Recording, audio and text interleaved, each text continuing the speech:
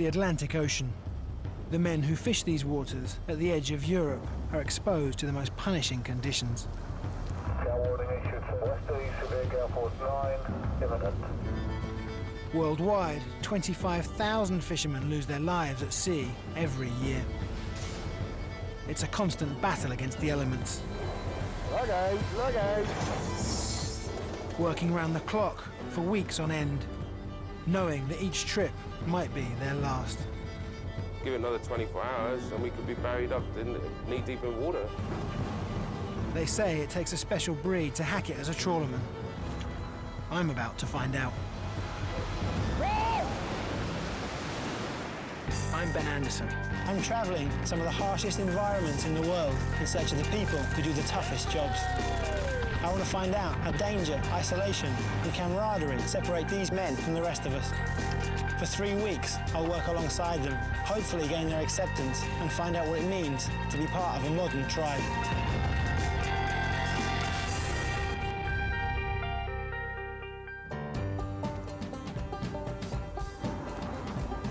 I'm on my way to Cornwall, in the far southwest of England, to meet the trawlermen of Newlyn. These are the guys who you see on the small rusty boats bobbing up and down on waves that are 5 times as high as their ships. It's the middle of January, although it looks idyllic out there now. The UK is in the middle of some of the worst storms it's faced in years. Newlyn is on Britain's southwestern tip. The boats that leave its shores face such treacherous conditions out in the Atlantic that its fishermen risk their lives every time they leave the harbour. I'm staying at the Mission. For over 100 years, this place has been the heart of the town. It's a social centre for fishermen, as well as offering a place of shelter. Fishing communities like this are renowned for being tough, unwelcoming places for outsiders like me. There are, room with a view. Thank you. Oh yeah, what a view. Right up the harbour. And these are the beam trawlers with the big metal arms? On the far quay there, you're on the end there, yeah. In 10 days' time, I'm hoping to join the crew of one of these beam trawlers. But before I'm allowed on board, I've got a lot to learn. Beam trawlers are the hardest boats to work on. They go further than other boats, up to 120 miles into the Atlantic.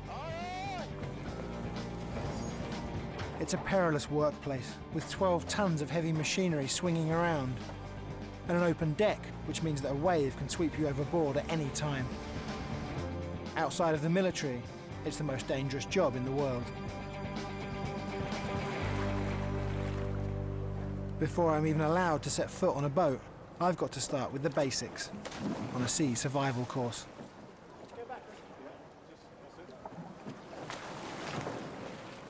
And we're then shown a reminder of what I could be letting myself in for.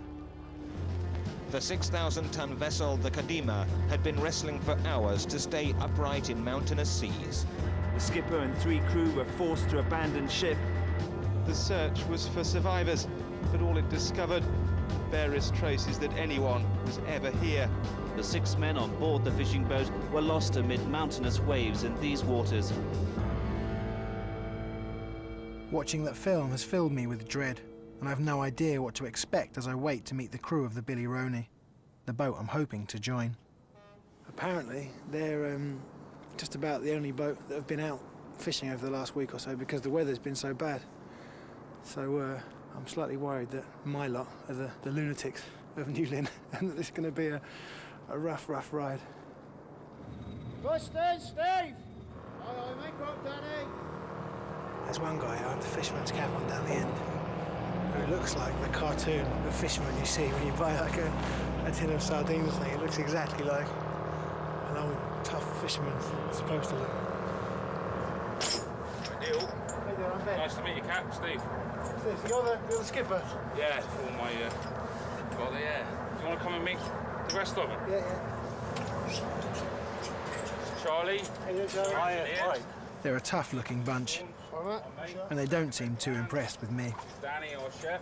Nice to meet you. Nice to meet you, Danny. This is young Danny. You've been to sea before? I've been to sea once in the last 10 years, probably, and I was puking all the way. I'll give you a plate of greasy bacon. That'll settle your stomach. If you're going to be sick, don't go wasting good meat on that. If you do puke, do you get used to it after a certain amount of time? Yeah, not bad after about the first 3 or 4 years. This crew have a special bond. They are share fishermen, so they divide the profits from every trip. Each has earned their place by proving they can cope with the most extreme conditions. I've got just 8 days to show that I'm worthy of a place on their boat. We'll make them sweat, all right. We'll make them sweat. Make sure you've got plenty of shirts, because it'll be wringing wet. I'm hoping to join their next trip, but first I have to spend time on other boats, find my sea legs and learn about the trawlerman's craft. But I had no idea just how tough it would be.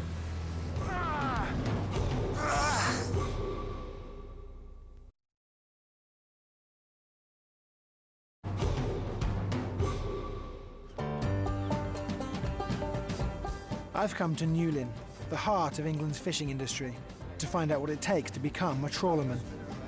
I've got just over a week to prove to the crew of this boat, the Billy Rowney, that I'm worth a place on their team. I start out by helping them land their catch at the morning market. Okay, gents, now here we go on the quality brill there. You won't see finer brill. Here we are. Every morning, boats unload their catches here, and the fish are sold to the highest bidder. Should we say a 150 on them? Well, I got a 550 by 60 by 70 by 75, 85, 85, 90, and £6. You say it's £6 is that? Go on, 590, let's go. Danny, the ship's cook, has been fishing for 40 years. Did you ever have days when you're just getting really bad prices for everything? Oh, yeah. I've seen fish on here unsold. What, it just gets thrown away? Spend 10 days at sea and come in and make nothing. Then how you keep going when you get trips like that? You've got to, haven't you?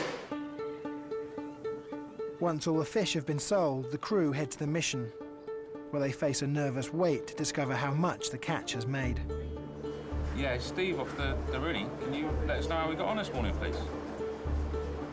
Being a share fisherman means that instead of earning a fixed salary, each of the crew takes home a percentage of the boat's earnings. Oh, lovely job. Thank you very much. 16.7. Right. Ideal, ideal. Today's catch has made good money, nearly £17,000. Monk was up again as well. On a typical trip, a first-timer like me could get a cut of up to £400. But first, I have to prove that I'm tough enough to deserve a place on this boat. Try and get a few trips on the small boats, get a bit of idea. Just get some time at sea. Time at sea, yeah. See how the small boats work, and that'll give you a little bit of breaking in for Get how your sea we legs. work. Good luck, I've got a lot to do if I'm going to gain enough experience to join the crew next week. So the following morning, I'm up before dawn to meet a skipper who's agreed to take me on my first trip. Welcome aboard the good ship Harbour Reaper. All Sorry, right. what's your name? Tom. Tom, you're the skipper. Yes, big bad skipper. All right. I'm obeyed at all times, whether you like it or not. I'm spending the next 2 days on this inshore trawler. It's on a smaller scale than the Billy Rowney, but the crew use similar equipment and face similar dangers. There's grease on the winch and various rollers and that, so you do want to be a little bit careful about that when you're putting your hand out.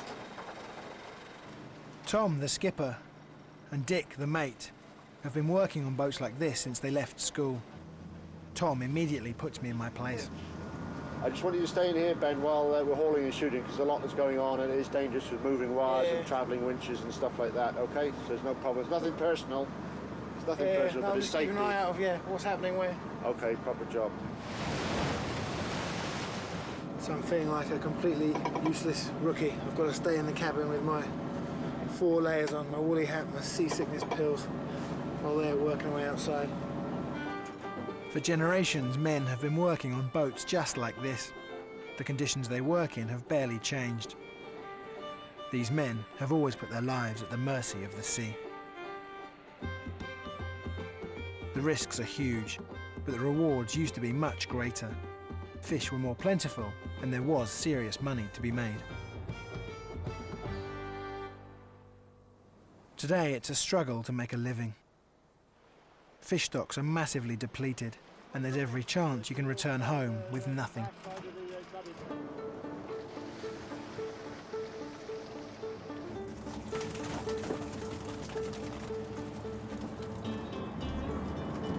I didn't think I'd really feel anything when you watch fish dive, but with some of them, you really see the expression on their faces when they're wriggling and writhing and trying to find somewhere where they can breathe. But there's no time for sentiment here. There's work to be done. All of the catch is sorted and processed on the open deck. We're hoping to catch fish like pollock, sole, and brill. And I discover that every single one of them has to be gutted by hand. One of the best fish we can catch. Premium quality. Always gets the best prices. It's an art that I'll have to master. All right. Yeah. Squeeze it hard, grip it hard. Can't fanny about with it. All right. Scoop it out with a knife. Get out as much as you can out of it. We'll make a trawlerman out of you yet. Tom and Dick make it all look so easy. No thanks to me, all the fish are gutted in an hour. It's a race to get these fish down below to be packed in ice. The fresher they are, the better the price they'll get at market. The whole cycle takes 4 hours. As soon as we're done, the net is cast again. I think of all the jobs I've seen so far, the gutting the fish is going to be one that's going to be just a really grim, long grind. Again and again and again, every 3 hours for 7 or 8 days. And you know, colder than this, wetter than this, sicker than this, with bigger waves than this. After only 6 hours on board, I can see that Tom and Dick work together in perfect tandem. They have to if they're going to survive in this kind of environment.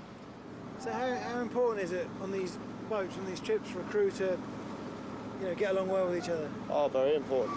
Yeah, you've got to live with each other. You've got to get on, whether you like them or not. You're relying on that other person at times very strongly to do his job, because your life or his life could be in peril. Just as we're preparing for the next haul, the Billy Rowney appears in the distance, on its way out for an 8-day trip.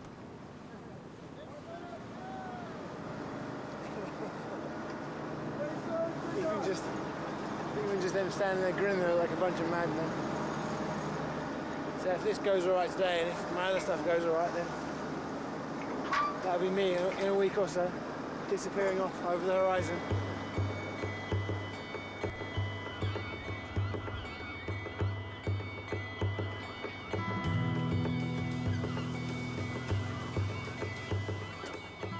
After a day and a half on the Harvest Reaper, it's time for the 6th and final catch. Between the 3 of us, we've had to gut almost a ton of stinking, slimy fish. You think it's gutting then, Ben? I'm not sure it's going to grow on me. Certainly not going to set any world record for speed either. All slow when we started. On the Billy Rowney, I'll be expected to get through several tons on my own. But I'm exhausted after this short trip. Back at the harbour, the town is buzzing with news. An Irish boat has sunk, and a helicopter is out looking for the crew. I head straight for the mission just in time to see them arrive. Only hours after being pulled out of the water, and the men are still in shock. We spent a lot of money on it. The skipper, Noel, tells me what happened. We had a very bad list after a short time, and it just kept getting worse and worse. And she just kept going over and over. And we just had to get off her as best we could. It happened too fast. A leak was discovered in the engine room. Within 4 minutes, the boat had sunk, and the crew were left fighting for their lives. How long were you in the water for? My time was 2¼ hours. What were your thoughts when you were that far out and you'd been in the water for over 2 hours? I don't know what they were. A lot of them were, I thought I wouldn't be able to hang on anymore. It's weight, cold. I'm sure it's the same for everybody. Freezing cold, shaking. We just had to try to keep the hopes up as best we could.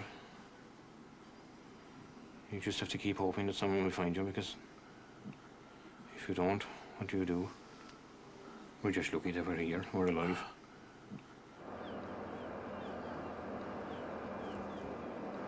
Well, that's absolutely chilling to see a guy who's, you know, clearly spent a long time thinking he was about to die, and a guy who was doing nothing any different to what we're going to be doing. Brings you straight back down to earth.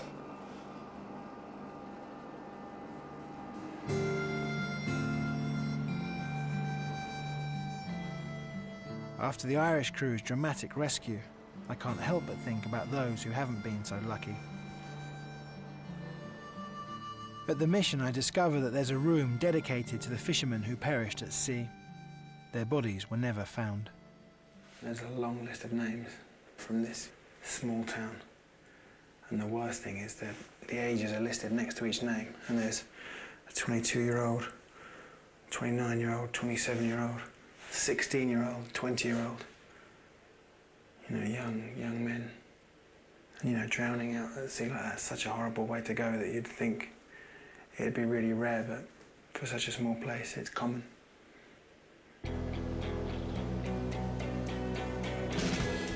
I've got less than a week before I'm due to join the Billy Rowney. In that time, I spend a couple more days with the Harvest Reaper. Then a day on the smallest boat in the harbour, putting my sea legs to the test.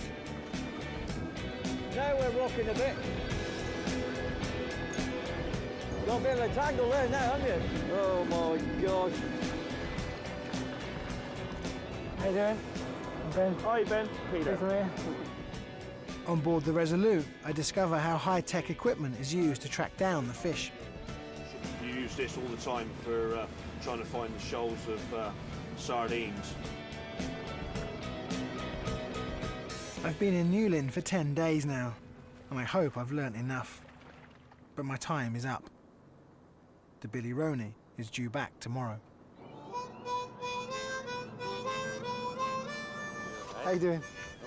Yeah, good, good. It's the moment of truth. I've got as much experience as I can, and the crew have agreed to let me join them on the next 8-day haul. The skipper shows me where I'm going to be sleeping. You'll be in either one of the after bunks, you can take your pick. Right. You've got Sean this side, and you've got old Danny that side, so whichever makes the most noise, I go the other way. Where furthest away from? Well, Danny snores, so you'd probably be better off behind ports. Before we set off, I'm told that Sean, the second in command, will be keeping an eye on me. Yeah, I should be looking after all this trip. Yeah. So when I'm up, you up, and when I turn in, you'll turn in as well. Right. In a different bunk. Don't worry about that. I'm keen to find out what I have to do to earn my share on this trip. Only by getting a cut will I feel part of this tribe. And what about the percentage, the sharing? How does that work? Well, that works when we see how much you work. Right. When we've seen how much you work, we'll see how much percentage you get. Oh, so it's not an agreed percentage now? No, it's not at all. So I could get anything from what, 0 up to, Anything what's the maximum I could get? To 3%. 3%. So I've got to really work my socks off. You will. To get 3%. I'm afraid you won't get carried aboard here by any of these at all. Even if you're tired or don't feel well, you've got to get out. Yeah. Because if you don't get out, you don't get paid, simple as that. It's going to be hard to hide from you guys, isn't it, on this little boat? Yeah. Welcome to fishing.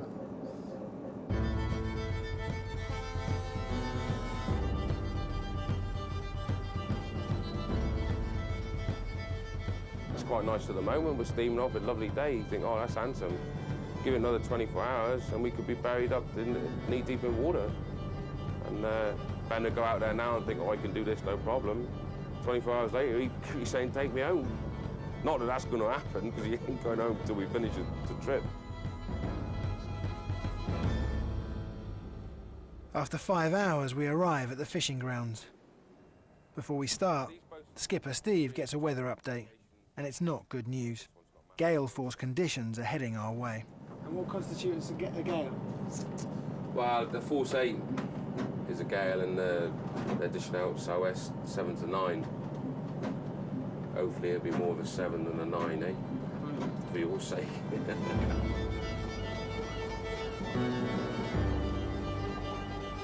I have no idea what working in a force 9 gale feels like, but I'm about to find out.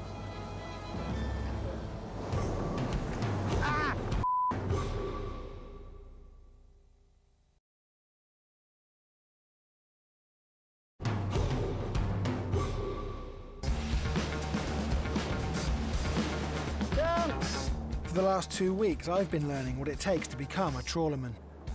I've joined Newland's toughest crew aboard the Billy Rowney. We're 100 miles out to sea. Our nets are trawling 600 feet below, and we're about to start the first catch. Here, up and down here, look. I'm beginning at the bottom, but above me there's a strict pecking order. Steve, the skipper, is in charge. He steers the boat and operates the heavy machinery. Get the boards out and explain what we're doing then. Sean, the first mate, looks after what happens on deck, including keeping me out of trouble. Come back here. Ben, back here. That line on me, Red, look. Knock you out. Charlie is the engineer, and old Danny's the cook. I'm going to be the deckhand alongside young Danny, the junior member of the team. So that's everything all ready to go. Once the catch is landed, everyone works together. There are fish to gut and process that I've never seen before. I'm feeling totally out of my depth. Up like that. Turn your knife that way. Are you right-handed? Yeah. What have you got the knife in your left hand for? Just to copy you. Right. Other way. Go up through. Yeah. That's it, you got it. Within an hour, the first catch has been gutted and packed in the ice room below. These boxes will go on top. There's this to do every time then. I don't know when we're supposed to have time for, you know, having a sleep, let alone a cup of tea and a sandwich. From now on, we're on call 24 hours a day. Every 3 hours, the nets are hauled, and I'm expected to be there for almost every shift. This is going to be relentless. Young Danny, my fellow deckhand, doesn't seem to have any problem keeping pace. So how long have you been fishing? Me for about, let's go about 15. Since you were 15? Since I was 15, yeah. Father done a bit of fishing, and my grandfather, and I guess just gets in your blood, I suppose. Yeah. So there's not very many youngsters fishing. Not many want to do it. Right. Well, you see why yourself, can you? I'm struggling to see the attraction so far, to be honest. Get used to it after a while. And what about the other guys? Does that keep you coming back? And the team we've got? Yeah, they're really good crew. No, I can see that. It's like a family, really. Well, you see more of each other, you do your own family. Yeah, yeah. Later that day, Steve gets a long-range weather forecast. It's getting worse, and a huge storm could be upon us at the end of the week.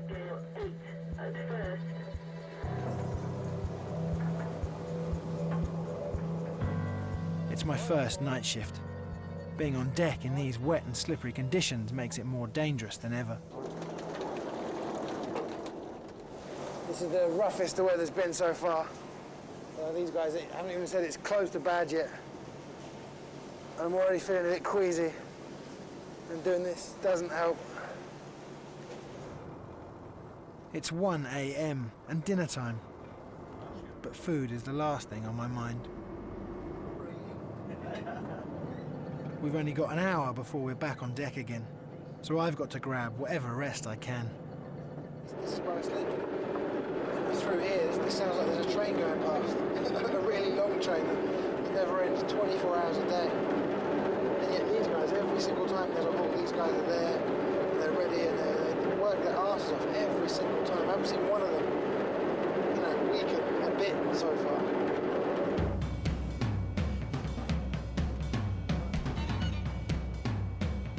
Over the next 24 hours, I do another 7 shifts.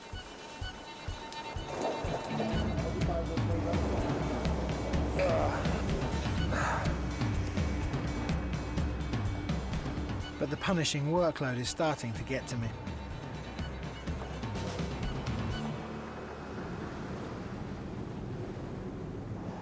I'm just knackered now. Really feeling it in my arms and my legs. We're already knackered, just from keeping balance all the time. Aye, aye. Down! I'm making mistakes with simple jobs, like lowering the fish baskets. What the is that? Sorry.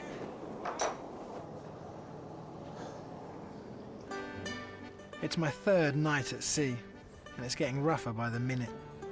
I've barely slept or eaten, and I'm starting to feel really sick. Squid in there.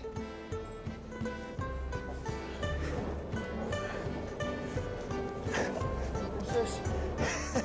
I'll get used to it. Break dancing he is.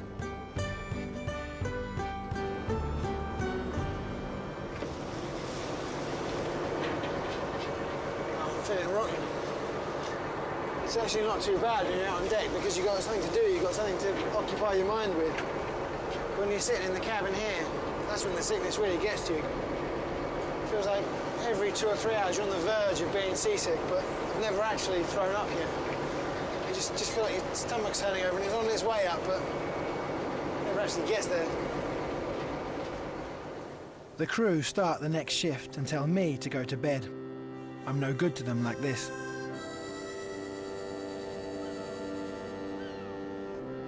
Can you get me 12 seconds out, mate? I try another shift in the morning, but head straight back to bed before all the work is done. It doesn't go unnoticed. We're working here now. I've turned around, he's gone. Found out he's gone down, turned in. Well, William's still here working now, and he's not here. So, to me, that's not showing interest. So if he don't want to do the job, end the trip, he can get the money.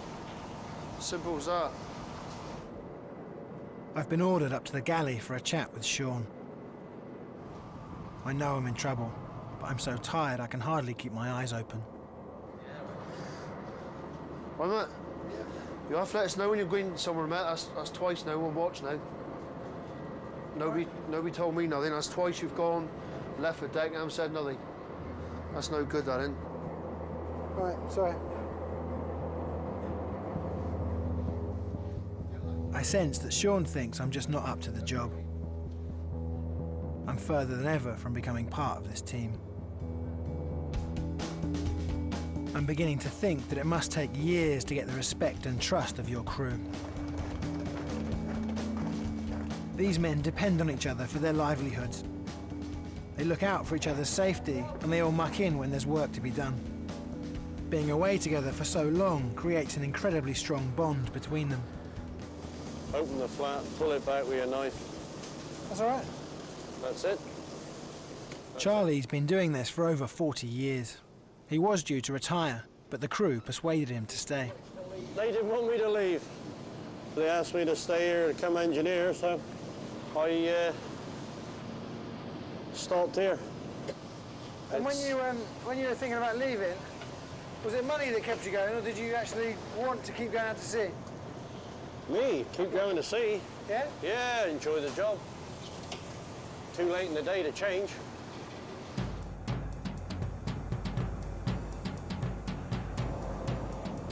Despite my shaky start, Sean decides to teach me one of the most crucial tasks on the boat.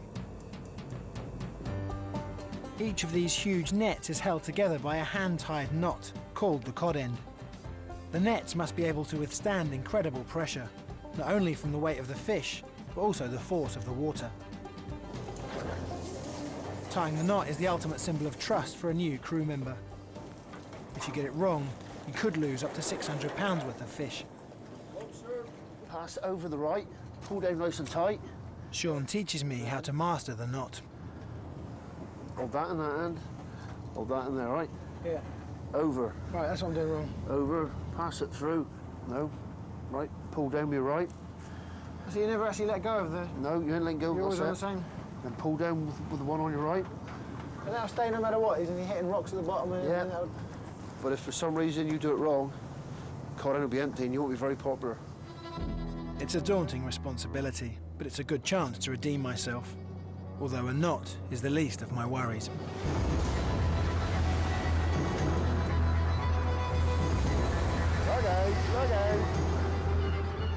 The edge of the storm is upon us and we'll feel its full force tonight.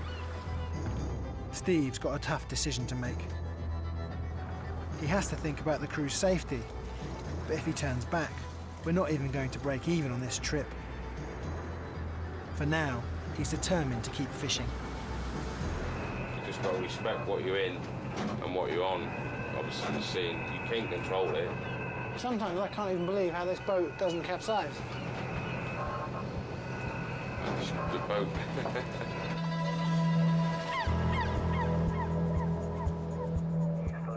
Later that night comes confirmation that the storm will be gale force 9.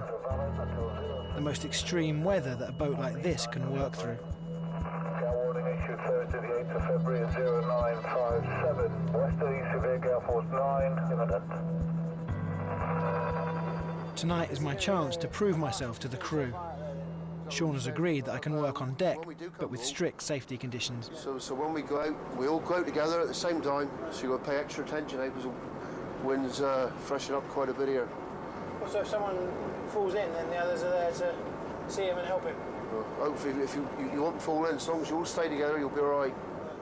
With the storm about to break, Steve finds out that other boats are heading back to harbour. But I'm told that we're going to keep fishing. Did you say one boat's just gone in because of bad weather? Yeah. What, a smaller boat? It's a bit smaller than us, yeah. So how come they've gone back in and we're going out? You'll be right. I'm beginning to worry that I am with the lunatic crew after all.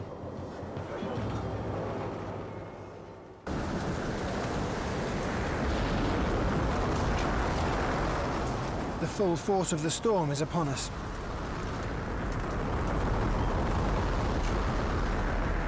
On deck, the mood has turned serious.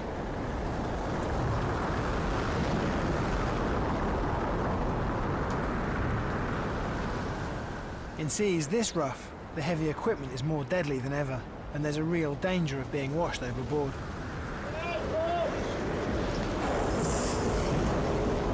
Watch out what you're doing here now.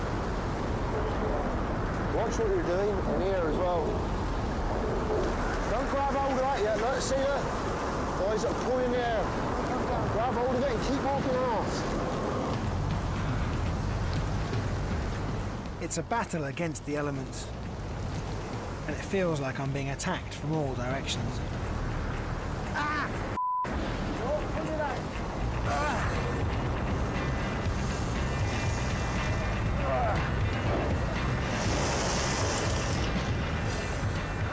Get in underneath it, buddy.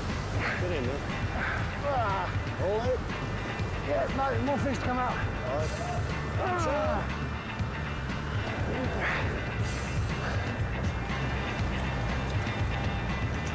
I've never had to work in such punishing conditions, but we've got to keep fishing if we're going to make any money from this trip. Well, I can almost see how people get addicted to coming out here because, you know, it's like a fight. You have to really, you know, go against the waves, but you can't take a second off. Okay.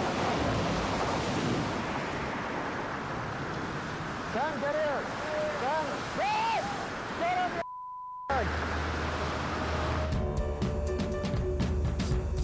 When the wave hit, I ran back onto the deck to save our fish. It was a stupid risk, and Sean is not happy. That's what you're on about. We try to stop somewhere, mate. Stay out for a reason. That's happened, see? Yeah. While the rest of the crew work through the night, Sean orders me off the deck. It's just too dangerous for me out here. I'm so frustrated. I felt like I was finally beginning to pull my weight, but I've been put firmly back in my place.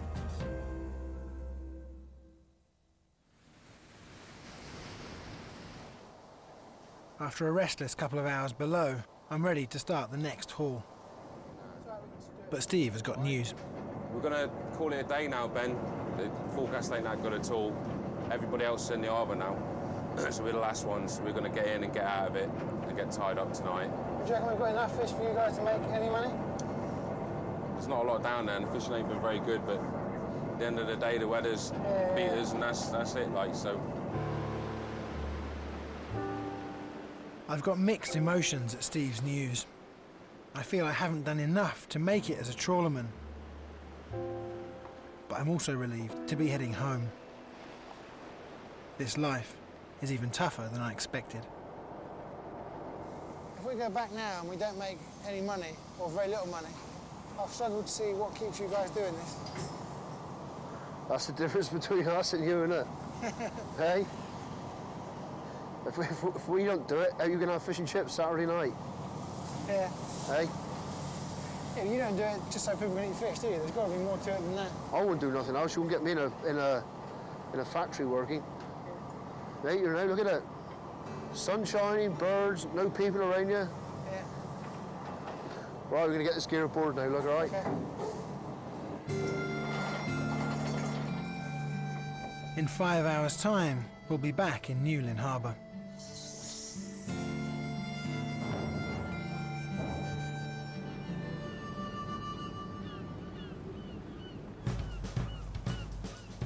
But just as we're approaching land, the skipper decides on a change of plan. I'm woken by old Danny, expecting to be told that we're home. Instead, we're turning round. I can't believe it. Forecasting as bad as what it was half a dozen hours ago. It's all changed here, so that's the way it goes. We could actually see land. We were about half an hour away from home. Everyone had their phones out, calling their wives, girlfriends. Can't wait.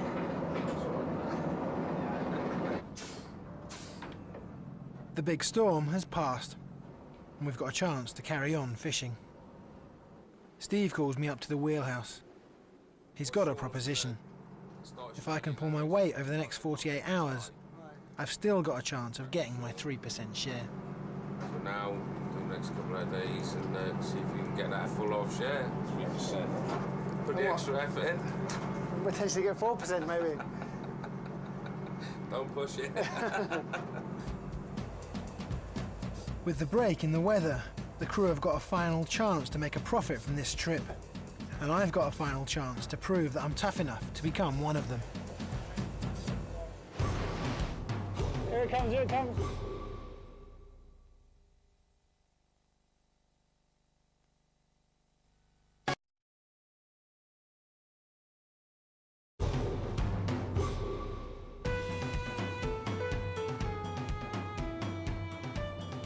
I've spent the last 3 weeks living and working alongside the trawlermen of Newlyn. Battling against the elements in the Atlantic, I've been pushed to my limits on board the beam trawler, the Billy Rowney.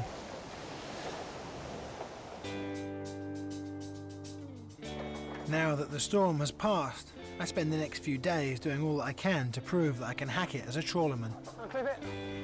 Unclip it. I'm keeping up with the rest of the crew. And even the job I hated most, gutting fish, is getting easier. I'm beginning to feel like one of the boys. All right, you got a bit of caught in the air! What are you doing down there, Matt? Come on!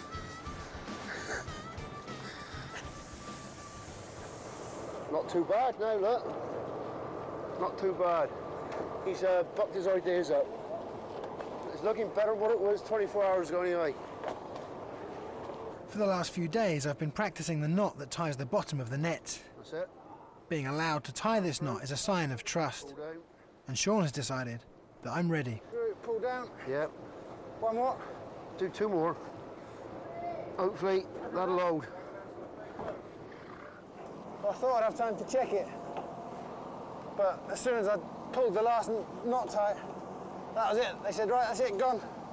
They didn't say whether or not they thought it was good. So, I don't have to sleep much over the next 3 hours. Because if that comes up next time and the net's open and there's no fish on this side, I'm really not going to be popular. And I'm definitely not going to get my 3%.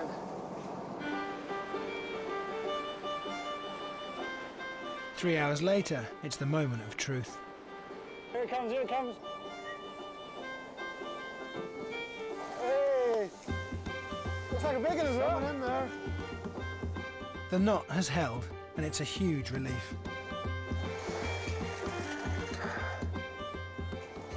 I feel like I've proved my worth. So you're proud of me, Sean? Hey? You're proud of me? I done a good job there. But you should come up with something like that. Huh? It's all right. With the end of the trip in sight and another good day's fishing, the mood on the boat is joyous. White stockings she wore. White stockings she wore. It's the final catch of the trip, and I'm exhausted. Now I'm just praying that we've got enough fish to sell at the market. But for the moment, I'm happy enough that the trip is over. I've never felt so glad to be home. And even this weather feels lovely compared to what we've had.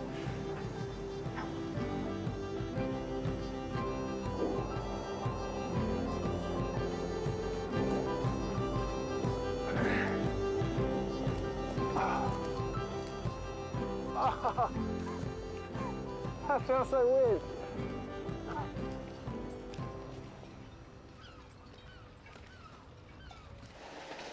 Later that day, we're at the market to see our catch being sold. 32 kilo of flies there, 150.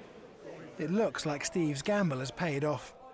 His decision to keep fishing through the bad weather means that ours is the only boat to have landed its catch today. There's no other fish in, is there? No, no. It's all ours. We're the only boat landing. This is all our fish. Yeah. Hold on, 320. 320, 350, 360, 380. Yeah. 380 of 4. 4 pounds? 4 pounds, 420. 420. It looks like the fish is all getting snapped up and the prices seem to be rising every time. 420, 440, 440. Are we allowed to start getting excited about getting good prices for this lot? Well, you're getting good prices. If we make 10,000 today, I'll be highly delighted. The last box of fish has been sold, and in a short while we'll learn how much we've made. Back in the wheelhouse, Steve and Sean are discussing the performance of their new recruit. How do you reckon old boy got on come the end like? Not too bad. Last 24 hours he pulled his finger out, didn't he? Yeah, he did a little bit, didn't he? Invite him back next week. Yeah, ask if you want to come back, yeah. I ain't done too bad. As we walk from the boat to the pub, I still don't know whether I've done enough to be given a percentage of the profits. Only then will I be able to call myself a trawlerman.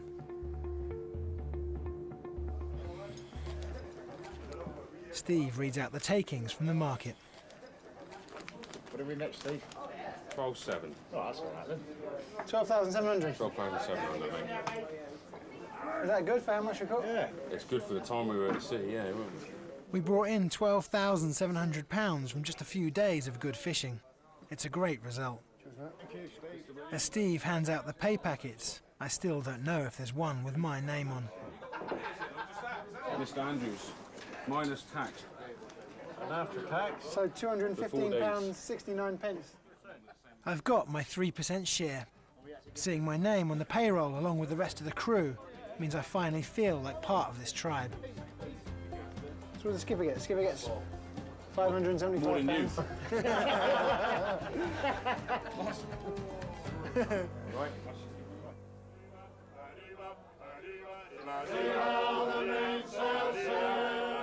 That night, it feels like the whole town has come out to welcome us back. It brings home to me the strength of this community, and I'm proud to be here as part of the crew.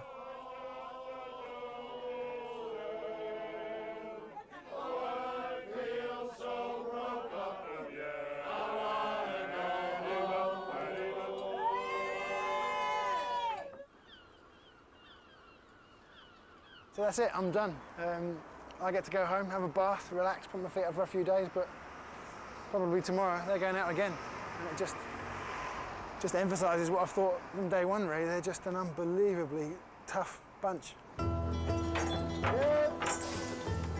It may not be the most glamorous job in the world, but these men share a powerful bond that comes from putting their lives on the line and working their hearts out for each other in one of the most dangerous environments in the world.